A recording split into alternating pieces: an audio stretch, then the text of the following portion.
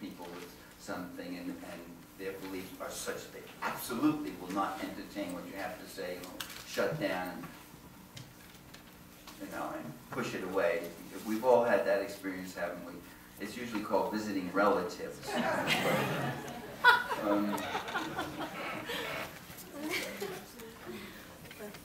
Or has anyone had the opposite experience? Raise your hand if you had, where you went out to someone who had a set belief and all that, and you offered some contrary evidence, and that person said, "Oh, given this contrary evidence, I will now discard my beliefs and embrace yours." Your laughter has answered my question. That is not usual. I taught at Cornell University one year as a visiting professor, and I was teaching a communications course on the media. And about a third way into the course, a couple of students said, "We're getting only one point of view in this course." They were communication majors, a lot of them anticipating working in the media. And I was saying some things about the media that was kind of bothering some of them. So we're getting only one point of view in this classroom. And I said, well, wait a minute, look at the syllabus. We got this art, this, reading that. I don't agree with these. I put them in there, and we discuss other questions. I said, but you know what? You're right. You're really right. That is, there is a critical perspective here that I am bringing to almost all the material, and that's true. You are getting this critical point of view. And then I said, they were upper class, juniors and seniors, a class of about 40. I said, how many of you have had other courses in the social sciences, meaning communication, sociology, political science, history, sociology, social psychology, all those.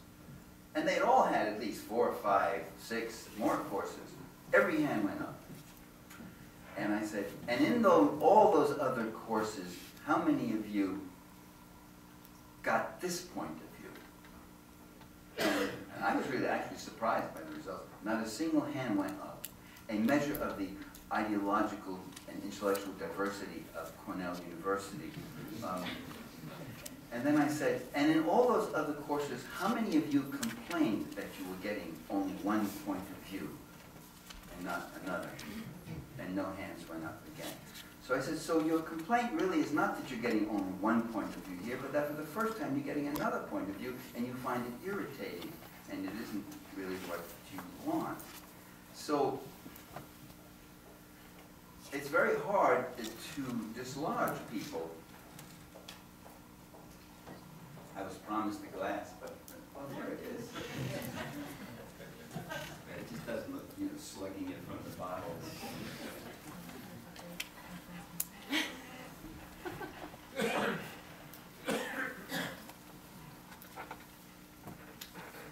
One of the things people do is they have fallback positions.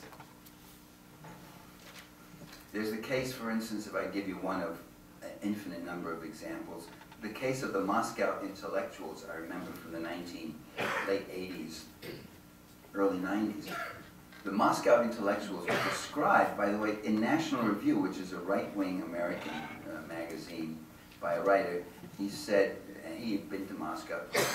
This was when there still was a Soviet Union, for those of you who may not remember the dates. He said, the Moscow intellectuals love Ronald Reagan, Marlboro cigarettes, and the Confederacy in the Civil War. Nice guys. And they hated socialism. I remember one guy saying to me, this is a fellow, this was in Moscow,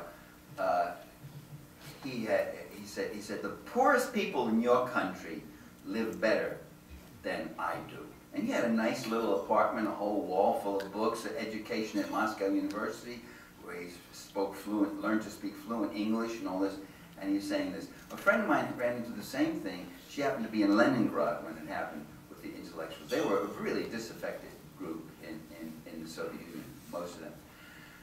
And she said, you shouldn't say that. In our country, we have people who are sleeping in doorways and digging out of garbage cans. You know what they said to her? They smiled and they said, that's all right, you don't have to lie to us anymore. And then And then she said, no, there really are poor, and she started citing some statistics and all that shit. And then comes the fallback position, which is, where did you get that evidence from? And she said, from the US government, the Bureau of Labor Statistics, these are the poverty levels, homelessness and all that. So then they have another fallback effect. Oh, those are the blacks. The blacks, they're lazy and stupid, so they're poor. That's a rhetorical device. What did I call it? I gave that a name. Oh yes, racism, filthy racism.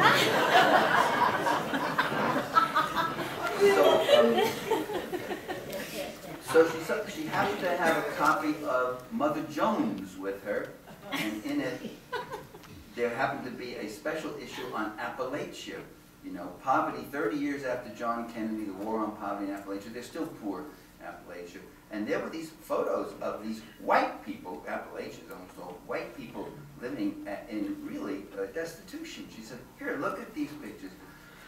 Now, what do you think they said? They said, oh, well, you've convinced us and destroyed our, they said, oh, yeah, a few whites, they have a few up there in the hills, and so they make a whole article about them because it's so unusual. You see, never underestimate the ability to wiggle in and around and so forth. The Soviet intellectuals back in those days, I mean, they believed not in Marx or Engels or the Soviet Union or Stalin or anybody. They believed in America. They believed America was a capitalist paradise. Oh, sure, you have problems, but you at least solve your problems. We never solve ours. Oh, you may have this, that. Oh, there's no crime in your country, very little crime. Misha went to a conference in New York for 3 days and he saw no crime whatsoever. And you know, you can't beat that. There's no way. I could not match. I was handicapped by reality, and they had all this certainty of inexperience. Now, the believers in capitalist paradise were a mirror image of the believers about the Soviet Union as a workers' paradise. The people I knew in the Communist Party, USA, felt so assailed that everything about the Soviet Union, anything that was wrong there, would be generalized as being systemically representative. I mean, the flavor of the ice cream wasn't that good, that shows you socialism doesn't work. A bridge collapses, that shows you the system doesn't work. If a bridge collapses in the US, you just say, a bridge collapsed and there was some dirty contractor who didn't do it right.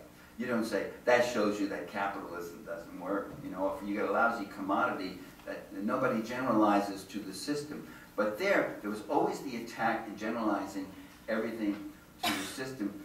And there were people who heard so much negative stuff that they came back with a positive response. This, the mirror image of the Moscow intellectual, if you will. And they could not engage in rational discussion. My partner at that time was a member of the party, and I remember she and I would get into, I would raise questions. I said, look, there are immense problems in that system in society, certain kinds of contradictions.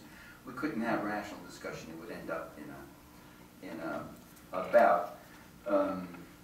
Another woman I know lived in New York, red diaper party, and I remember her saying, there's no prostitution in the Soviet Union. I mean, this is a woman in her 40s, you know, I mean, an experienced woman, not a 12-year-old.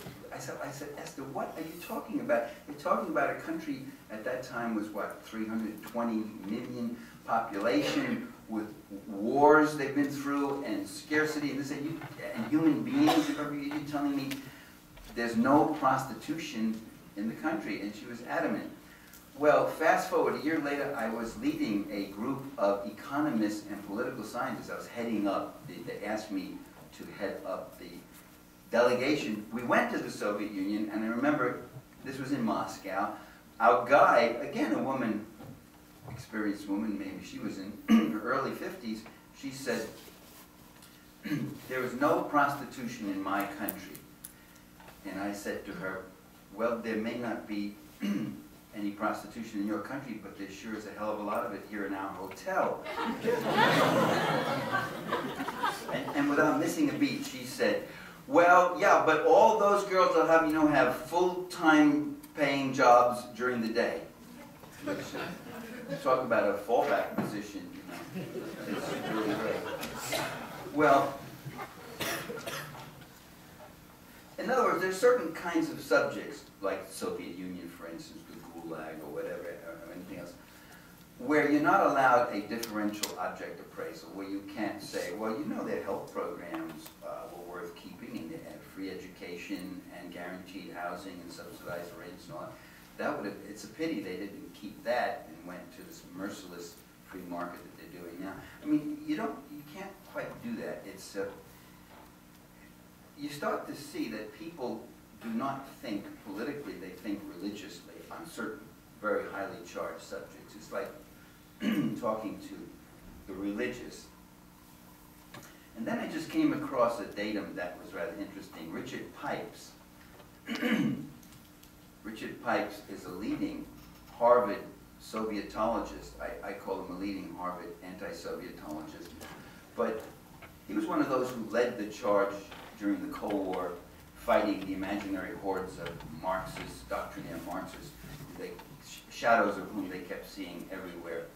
In 2005, Pipes did a national survey in Russia, and he found, unhappily, uncomfortably, I'll say this, it's to his credit that he published it. If he was working for the White House, it would have been suppressed. But he did publish it. He found that the great majority of Russians are, of his respondents anyway, are no longer in love with the capitalist paradise now that they're living in it, a real harsh free market version of it. 74% regret the demise of the Soviet Union and believe life was better under communism. There have been similar findings in other ex-communist countries. Now, in the early days, the first few years after the downfall or overthrow of communism, the U.S. press would report these things again and again, without explanation, without elaboration, without discussion. They would just report these kind of findings and conditions that were happening. And they would say people are unhappy because they're used to, here's the fallback, they're used to being enveloped by a paternalistic communist system that gave them security from cradle to grave and not making their own decisions, and now they're really very upset because they are insecure and are not, and have to make their own decisions and make their own way. And and that does, and I would say, you know, it does do something to your sense of self-reliance when your pension disappears and your rent-controlled apartment is taken from you, and things like that.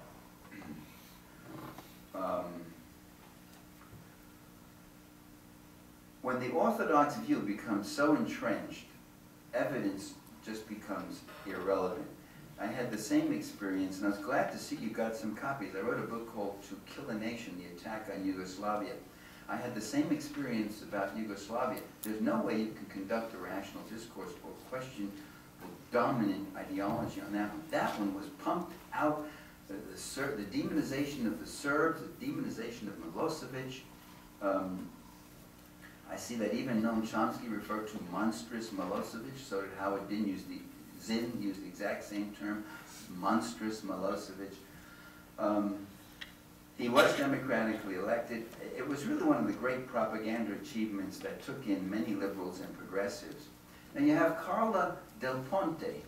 Carla Del Ponte was the hanging judge who headed up for quite a while the International Tribunal on the former Yugoslavia, which was set up by the NATO powers in The Hague to make it pass it off like it's part of a world court or something. It was a kangaroo court, and she admitted, this is the court that was trying Milosevic, and she admitted last year that the prosecution had no evidence to support the charge of genocide against Milosevic and Serbia. Serbia, my friends, Serbia was the only republic, and still is, by the way, it's the only republic of the former Yugoslavia that actually is ethnically diverse. It has multi-ethnic populations. You have Albanians, tens of thousands of Albanians, Croatians, and others living in Serbia. It's the only republic that hasn't been ethnically cleansed. Just the opposite of what we have been taught to believe. But such evidence really is irrelevant. Yet I would ask you to go entertain it. Now, issues like that, if you want to say, well, wait, Milosevic and Markova, his wife, she wrote, I read her book. She wrote a book condemning nationalism. Nationalism